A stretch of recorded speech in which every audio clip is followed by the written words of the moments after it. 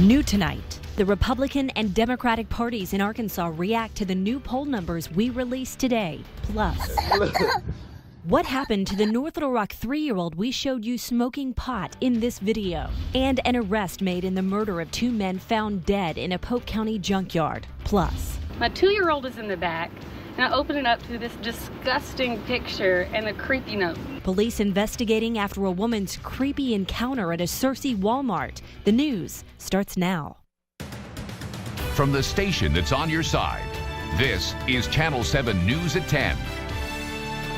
Tonight, trumping Clinton. Some brand new poll numbers show the Republican presidential nominee Donald Trump with a 21-point lead over Hillary Clinton here in Arkansas. Our Talk Business Hendricks College poll showing Trump at 55% and Clinton at 34%. Channel 7's Alicia Dover has why some believe Trump has such a big lead over Clinton. Since Arkansas voters were asked this in June, Clinton has lost 2 points, while Trump has gained 8 points. The shift reflecting not just Trump's support in Arkansas, but a shift of the entire political climate here.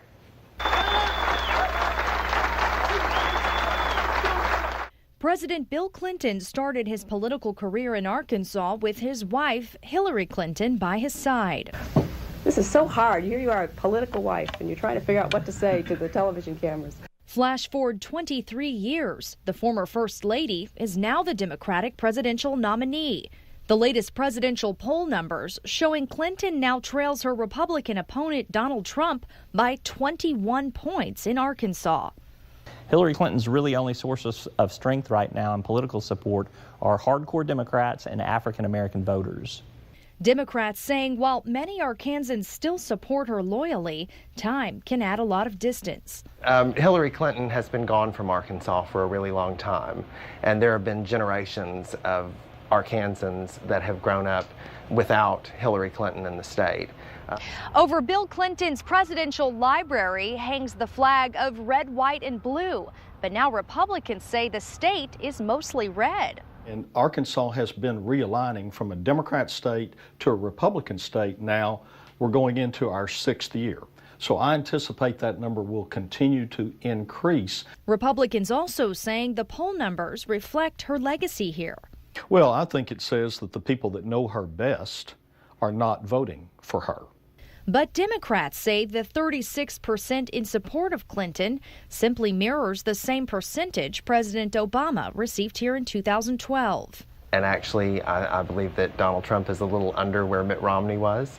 So not really a new number and not particularly unexpected. Clinton and Trump face off for their very first debate of the general election on Monday. Alicia, thanks a lot. And Roby Brock will have more poll numbers tomorrow morning on Daybreak. Your Metro First Forecast with meteorologist Barry Frank. One final night of really low humidity. It's been warm outside, but when the sun goes down, it cools quickly. Humidity will start to come back. Let's take a look at our 5 live Dopplers, and I've overlaid the satellite imagery over it. You can see a few scattered clouds drifting through, but otherwise a really spectacular night on our Middleton Skycam, looking from the first security building across the river into North Little Rock and the lit up bridges in downtown. 78 degrees right now, dew point in the upper 60s. That's still comfortable. Tomorrow morning as you wake up, temperatures holding around 70, still the possibility of some fog. And don't forget, daybreak starts at 4:30 tomorrow morning. Sunrise just before 7 o'clock. As we head through the metro tomorrow, Hot Springs up to 92. Conway, 92 degrees, ought to be at 82. Cabot also 92, and we'll have mostly sunny skies. A little bit warmer at Benton and Bryan and Pine Bluff, Searcy up to 92. And as I said, more humidity. It won't be quite as comfortable outside. Here in Little Rock, warm and more humid and a high of 93. But the rain chances don't come in yet. They're not that far away. We'll let you know when the first signs of rain come and when the cool down finally hits our state. That's just ahead, Beth. All right, that's what we're all waiting for, Barry. Thanks a lot. Well, we have new information tonight. In a murder investigation out of Russellville, Tyler Bearfield was arrested, charged in the deaths of Bo DeWitt and Aaron Brock. Tonight, investigators searched the junkyard where those bodies were found. They also searched Bearfield's home. Channel 7's Kimberly Roosley joins us now with what we know so far. Kimberly? I'm here in front of the home of 35-year-old Tyler Bearfield, who has been charged with capital murder. As you can see behind me, crime scene tape is up, multiple investigators here, and I can hear some kind of drilling sound going on inside the home. Not really sure what that is for, but still a very active crime scene here. Several investigators are here at the home on Castlegate Loop off of Skyline Drive in Russellville. Earlier, we saw them going in and out of the home, also searching around it.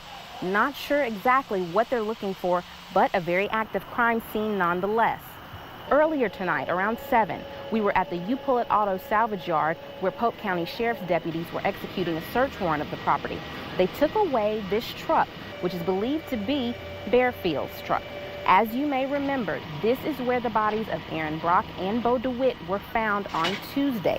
They were inside of a car there, and that is why Mr. Bearfield is being charged with capital murder. Investigators think he is responsible for both men's death. At this point, still some unanswered questions that we have. We still don't know how the men got to the salvage yard. Also, how were both men murdered? Those are questions that we're hoping investigators will be able to answer in the next few days. But reporting here in front of Mr. Bearfield's home as the investigation is ongoing, Kimberly Roosley, Channel 7. Okay, Kimberly, thank you very much. Bearfield is scheduled for a hearing tomorrow morning. That will be in Pope County. Well, new tonight at 10 o'clock, a West Helena pastor is behind bars accused of raping a church member. Pastor Bishop Michael Jenkins Sr. is facing charges of rape and sexual grooming. According to West Helena police, those charges stem from allegations that involve a 15-year-old girl. Jenkins Sr. is the pastor at the Church of the Living God. Tonight, we now know what happened to a North Little Rock toddler who was videotaped smoking marijuana. That video then posted on Facebook. It's a story we first brought you at 5 o'clock today. Channel 7's Matt Mershon has the very latest tonight. Matt, where is the child? Well, North Little Rock police tell us they understand that child is with his grandmother tonight. DHS had initially taken the child, the 3-year-old, taken to Children's Hospital for a hair follicle test to check for marijuana in the child's system. Police can't release the results of that test, but tonight one of the child's relatives is behind bars. Police blurred both the suspect and victim's face, but what you can still see and hear is disturbing. Want to hit the blunt? Do you want to hit the gas? I got you now. The video depicts 17-year-old Lamel Yancey, now charged as an adult, lighting, smoking, and then passing lit marijuana rolled in a cigar shell to his 3-year-old relative, all while sitting in a parked vehicle in North Little Rock. The blunt, man. The child smoking the so-called blunt several times, all while the child's mother is outside the vehicle. Police say so far she has not been charged. It does appear in the video that the mother opens the door and says, "Don't give him that." However, it's pretty evident at that point that she knows that there's marijuana being smoked in the vehicle. Little Rock pediatrician Dr. Chad Rogers says, of course, there aren't studies on the effects of marijuana on a toddler, but says a 3-year-old smoking pot could severely affect the child's health. Kids are doing most of their brain development in the first 5 years of life, and so that's when the brain is probably the most vulnerable to anything. Dr. Rogers says he's seeing more parents of his patients that admit to smoking pot because they believe it's safe. He says, fortunately, though, he's never seen a toddler high until now. Beth. All right, Matt Mershon for us tonight. Thank you. The Pulaski County prosecuting attorney says they are not sure yet if they'll pursue charges against the child's mother. Well, now to Searcy, where police are investigating after a harassing X-rated note turned up on a customer's car at a popular retail store. Channel 7's Serafina Brooks has that story. And Serafina, where exactly did this happen? Chris, Laura Boatman says she's now on edge after a routine trip to the Searcy Walmart turned into something rather explicit. And we must warn you, the pictures within this story are graphic. I got it yesterday afternoon. I came back to my car about 1:20. Laura Boatman was only inside of Walmart for 15 minutes to purchase a few groceries, but says that's not all she left the superstore with. I got my driver's seat and saw something on the windshield, underneath the windshield wiper. When I got it out, sat back in the seat, my friend was sitting right beside me. My 2-year-old is in the back, and I opened it up to this disgusting picture and a creepy note. The explicit picture is of a man's genitalia, And whoever left the picture left a short note for Boatman outlining their intentions to have sex. I was really creeped out and scared. I thought someone was watching me. I looked all over. No one followed me out of the parking lot or anything, but I'm still just really nervous that maybe someone's followed me. Maybe someone was going to attack me in the parking lot and decided not to. The letter signed Mucho Dale is now in the hands of police, who say they're currently investigating the matter. Walmart issued this statement to Channel 7 about the incident, saying, quote, "We were alarmed to hear what our customer found when she got to her car, and will work closely with police to find the person responsible," end quote. I would like them to review the footage and to see if they can catch the person that did this, because he might escalate that behavior, and that's really scary. And today I asked the Searcy Police Department if they've ever dealt with anything like this, and they tell me no similar reports have ever been made. Chris. Okay, Serafina Brooks. Serafina, thank you very much. And if you find yourself in a similar situation, you should call police immediately. She wants the Crutcher family to know that she meant no ill will. This was not something that was done out of hate or anger. Tonight, a Tulsa police officer faces felony manslaughter charges in the shooting death of an African-American man last week. Officer Betty Shelby fatally shot 40-year-old Terrence Crutcher. Police first encountered Crutcher after his SUV broke down. They say his behavior was unusual and he ignored officers' commands. Shelby reportedly feared that Crutcher was reaching for a weapon when she opened fire. Those who destroy property or hurt other people will be dealt with. Tonight, we have a live look at Charlotte as the city remains under a state of emergency and officials brace for a third night of protests. The protests prompting the governor to put the city on a curfew and to deploy the National Guard in an attempt to limit destruction. The protests come after the death of Keith Lamont Scott, who was shot and killed Tuesday by an officer. Well, still ahead here tonight at 10, we'll meet our next finalist for the Landers Award. And you'll want to get to know him because he's a future Razorback. Sully has his story coming up at 10:23. Channel 7 News at 10, brought to you by Smart Auto Group and by your local Toyota dealers. Skycams, sponsored by Middleton Heat and Air. From the weather team with the most experience, this is Channel 7 meteorologist Barry Brandt. And meteorologist Ned Permy continues his week-long vacation. He'll be back next week. What a week. If you enjoy a good summertime forecast, this has been a good one. Warmth sticking around really through the week and through the rest of the week, too. More humidity, though, coming back. A little more humid during the heat of the afternoon tomorrow especially, but a nice break is on the way. So if you like warm weather, you've got some good days. If you like a little cooler weather, we've got that in the 7-day also. It's that time of the year when we don't stay warm indefinitely. Through the day tomorrow, we see temperatures starting out at around 70 degrees. 74 at 8 a.m. up to 89 at noon, and we'll go back up to 93 or so. It was 94 in Little Rock today. And there were a few scattered clouds kind of drifting through. Those were mostly mid and high level clouds. Those cirrus clouds made for a great sunset if you didn't see it.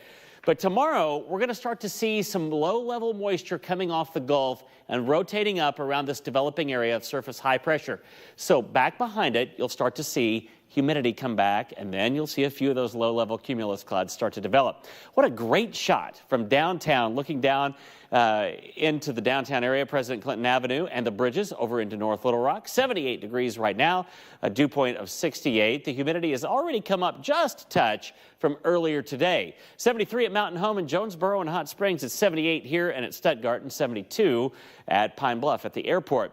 All right, let's take a look at what's going to happen as we head through the next few days. And our Futurecast model shows that cloud cover coming up, but it also shows a few scattered showers tomorrow. Let me tell you, I think it's a little overly ambitious, but it's at least one of the models that we look at. I think the air is still too stable and the air a little too dry to support this coverage of shower activity tomorrow. There isn't much there, just little dots really on the map, but I don't even think that's going to happen. I really am going to hold the rain chances off for Friday. And that means for Friday night touchdowns, for high school football tomorrow night, generally it's going to be a little warmer and more humid, but I don't think any showers as you head out to your favorite high school game. And remember, Steve Sullivan is here on Friday nights at 10 o'clock with all the highlights. Nobody does it better than birthday boy Steve Sullivan. Yeah, it's his birthday. All right, let's take a look. Saturday evening, still very quiet. And then that frontal boundary, you can see it starting to come in. A small chance during the day Sunday, better chances Sunday night, Monday, and Tuesday. So there's the timing of when our weather kind of takes a turn. 70 degrees our overnight low tonight, mostly clear. Patchy fog, again, possible late. Those light winds, a little bit of ground moisture out there. For tomorrow, a high up to 93 degrees, and the heat goes on. The air conditioners humming all over the state. We'll have a south wind that starts to pick up, and then our extended forecast with that rain chance during the day Sunday at 20%, but Sunday night, Monday, and maybe even into Tuesday if this thing slows down. Some of the models indicating a slow movement, so we keep rain chances in. But look how much cooler. Let's just whack 15 degrees off of that high temperature, and that gets you ready for football. Boy, there's a lot of it going on tomorrow night. ASU playing UCA. It looks like a good night up there. And then the Hogs playing in Dallas, too. Okay. Big weekend. It is. Thanks, Barry. Well, up next here tonight, a former Dallas Cowboy is in town. See why he's here to help a former Washington Redskin. And we'll meet our next Landers Award finalist. This current Panther is a future Hog. From the Arkansas Select Buick GMC Sports Desk, here's Steve Sullivan. Okay, if you rank the most gut-wrenching losses of the Brett Bielema era, the last two losses of the Aggies would be near the top of the list. Here's Barry Lenny Jr. on those frustrating losses. Last year when we, it was unbelievable going through that, almost identical scenario, watching it unfold from the press box. It was like literally one of those deja vu moments, I've seen this, we've all seen it before, and it was very disheartening.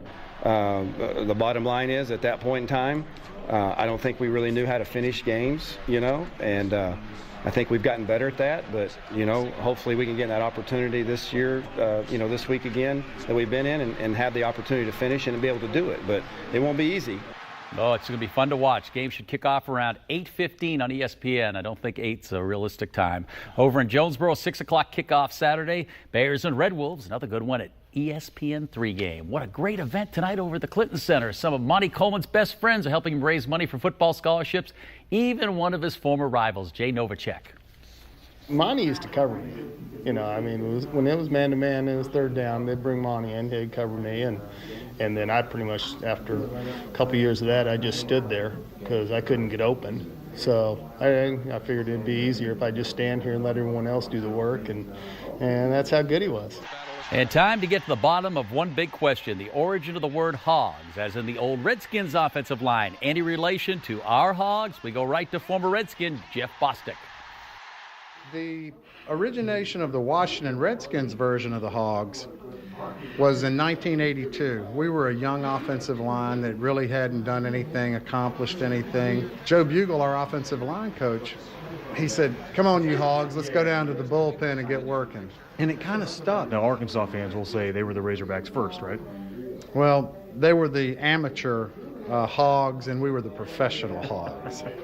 I love his sense of humor. Big Saturday for UAPB. They play Jackson State at 4 over at the stadium. Well, each week we honor one outstanding high school player. Our third Landers Award finalist is one dynamic playmaker for Cabot High. I'm Gerald Barnes, quarterback for Cabot, and I never eat before a game. This is a rare sight. Cabot's man for all seasons actually taking a break. You are looking at a true three-sport star: football, basketball, and track. He's a very gifted athlete, and he knows that. God gave him a lot of ability. But boy, when you turn the lights on, he is a true competitor. He will get after it. Gerard loves the responsibility and pressure that go with being Cabot's quarterback. I like having the ball a lot, and then if the pressure is high, I like to have the pressure on me, so anybody else. What makes Gerard so special on the field? You get some kids that are fast, but they're not real coordinated, change of direction and stuff like that's not good. But he can get to full speed, in my mind, within 2 or 3 steps, and he's so quick. His first step is so explosive. He's just hard to get a handle on, and then he'll surprise you with his natural strength. When he takes on a tackler, he'll take them on strong. This senior says his family has played a big role in making him the athlete he's become. My brother, he always pushes me and stuff to be better than him. And my other brother, he does the same thing, and he won't let me give up on anything. And my mom, she's always there for me and stuff. She makes sure I won't quit and stuff like that. And next year, Gerard will trade his Cabot red for Razorback red. And Arkansas is getting a good receiver in him. In fact, I think he'll be playing for him next year. I got this guy. Can flat out go. He just doesn't play three sports. Yeah. He's the best at every sport. Sells at three sports. Yeah. Shut down Malik Monk. That says something. Yeah, in the absolutely. state championship game. And hey, Jay Novacek looks like he could take off that cowboy hat and put on his pads and go right back out. And What a play great for the event Cowboys for again, UAPB tonight. Hey, happy birthday to you. Yeah, and Kyle, too. We're 30 years difference between us. We won't say who's old. Yeah. There you We'll go. let you assume. Thanks, Sully. Sully, thanks. Up next, new charges against a Conway doctor. What he initially was charged with and the new charges that he faces now.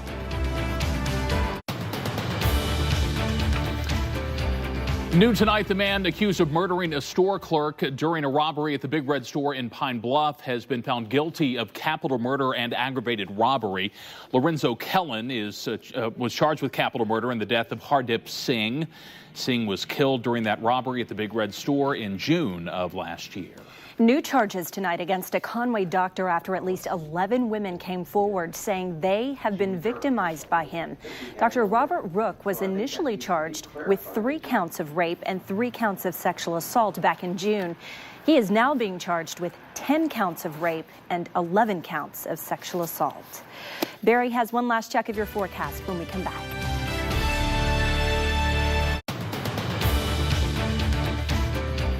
Well, Barry is here with one last check of your forecast. Barry? All right, let's take a look at our 7-day. And really, the rain chances start Sunday, better chances Monday, and lesser chances on Tuesday. Bottom line, it's going to get cooler out there, but be prepared for heat the next 2 days. Okay, we were both expecting to see you on camera, and then we saw ourselves. We're glad to see you anytime. I'm here. There we go. Well, that does it for us here tonight on Channel 7 News at 10. Thanks for watching. Remember, for all your news, weather, and sports, log on to KATV.com. And be sure to tune in to Daybreak starting at 4:30 tomorrow morning with Melinda, Chris, and Allison. Good night.